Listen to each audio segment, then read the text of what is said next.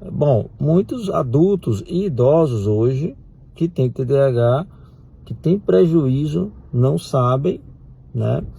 E aí o que chama a atenção é alguns aspectos. Primeiro, que tem o próprio envelhecimento, né? Em que a gente começa a ter algumas falhas normais, que não significa dizer de forma alguma que seria início de demência, por exemplo.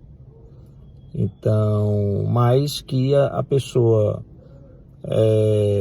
algumas pessoas, né, têm de forma mais acentuada, dificuldade realmente de organização, de planejamento, de atenção, que mesmo para aquela idade de 50, 60 anos, 65 anos, aí tem ali um padrão que chama atenção, né, de desorganização na vida, de rotina.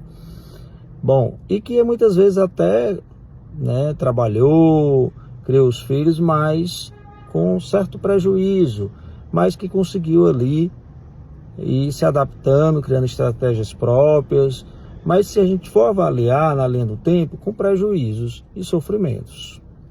Muito bem. Bom, um outro aspecto importante é que quando vai ficando aí, né, entrando aí na fase idosa, muitas vezes esses déficits de atenção, eles podem, inclusive, piorar e se imaginar que a pessoa está ali tendo um início de uma demência ou mesmo, por exemplo, um declínio cognitivo leve, né, que seria uma baixa cognitiva, mas que não necessariamente significa o início de demência, né? Mas que tem um prejuízo ali na sua seu desenvolvimento ali, das suas funções executivas e intelectuais.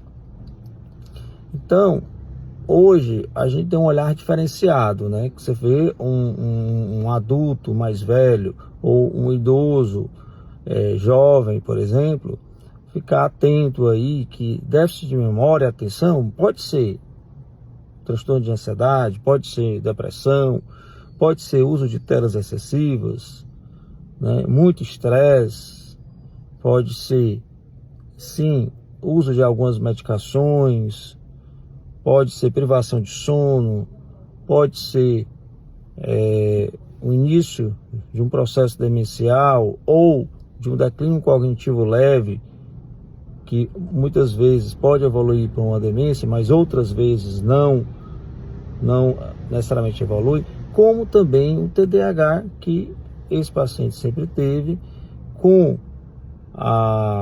exatamente o prejuízo natural da idade, né, nas funções cerebrais, fica mais acentuado ali para quem já tinha, né, esse TDAH de base que não foi diagnosticado. Então, é muito interessante isso, e claro que ao ser diagnosticado de uma forma muito séria e responsável, deve sempre se pensar se o custo-benefício, né, desse tratamento, se vale a pena um tratamento farmacológico. Existe o tratamento não farmacológico, ou seja, que não tem medicação, mas o tratamento farmacológico naquela pessoa de 50 anos, de 60 anos, vale a pena?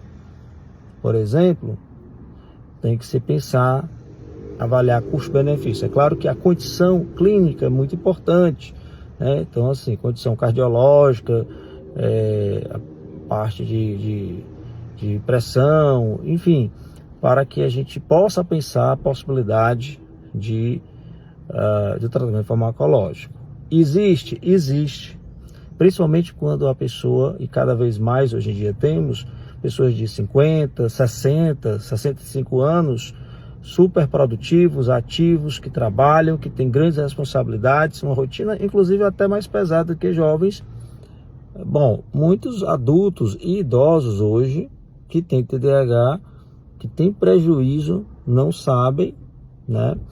E aí o que chama a atenção é alguns aspectos. Primeiro, que tem o próprio envelhecimento, né, em que a gente começa a ter algumas falhas normais, que não significa dizer de forma alguma que seria início de demência, por exemplo. Então, mas que a pessoa, algumas pessoas, né, tem de forma mais acentuada, dificuldade realmente de organização, de planejamento, de atenção, que mesmo para aquela idade de 50, 60 anos, 65 anos, aí tem ali um padrão que chama a atenção, né, de desorganização na vida, de rotina.